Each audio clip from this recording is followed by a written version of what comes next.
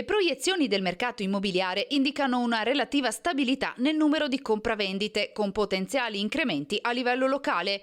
Questo suggerisce un mercato resiliente dove l'interesse persistente in alcune aree urbane traina la crescita. Il 2023 è stato contrassegnato e caratterizzato da un ritocco al ribasso del numero di transazioni. Perché questo? Perché nel 2021-22 col post-Covid, col post-lockdown c'è stata l'esplosione delle compravendite. Nel 2023 c'è stato questo ritocco, il 2024 sarà stretto parente del 2023, nel 2025 prevediamo come analisti un rilancio del numero di compravendite abbastanza prepotente. Due temi meritano un approfondimento: i mutui e un bilancio sull'impatto del bonus 110%. Il costo del denaro vedrà probabilmente nel secondo semestre del 2024 vedrà essere un pochino scontato rispetto ad oggi. Il 110% è una materia assai particolare in Italia, sia dal punto di vista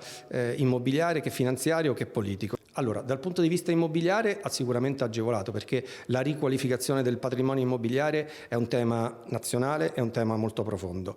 A livello fiscale devono stare attente solo quelle persone che hanno riqualificato l'immobile e non era per loro un'abitazione principale. Diventa dunque sempre più centrale e attuale il ruolo dell'agente immobiliare. Ormai la figura dell'agente immobiliare, del consulente immobiliare, deve seguire il cliente in tutte le fasi dell'acquisto, ma anche affiancare il cliente nella scelta del mutuo, nella scelta di quelle che possono essere anche le utenze. Sono sempre più preparati anche su competenze industriali, corporate, uffici, sviluppo immobiliari